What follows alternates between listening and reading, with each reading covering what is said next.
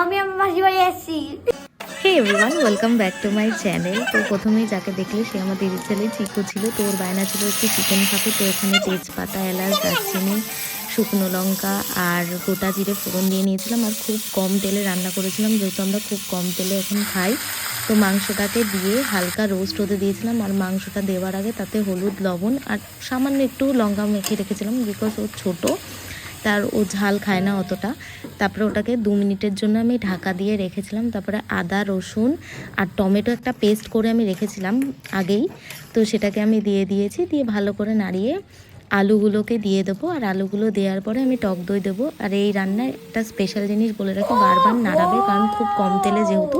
তারপরে আমি উষ্ণ গরম জল দিয়ে দিয়েছি। তারপরে ওর টেস্টিং টাইম চলে এসেছিলো। তো দেখো কি বলছে আর ও কতটা এক্সাইটেড।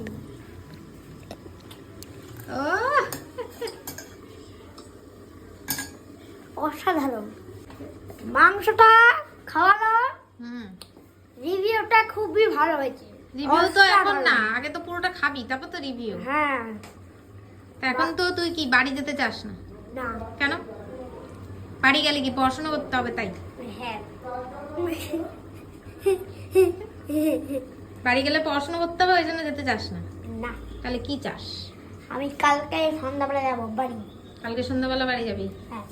হ্যাঁ, ভিউয়ারকে বলে দে তোর বাড়িটা কোথায়। হ্যাঁ, তোর বাড়িটা কোথায়? আমাদের বাড়ি হচ্ছে রানাঘাট ভার্সোয়াশ্রমে। এতটা বলতে হবে না, তো তো সবাই চলে যাবে তো বাড়িতে। আমাদের বাড়ি হচ্ছে রানাঘাটে। রানাঘাটে? তাই? রানাঘাটের তুই ভার্সোয়াশ্রম। কৃষ্ণনগরে জ্বালাতে এসেছিস কেন?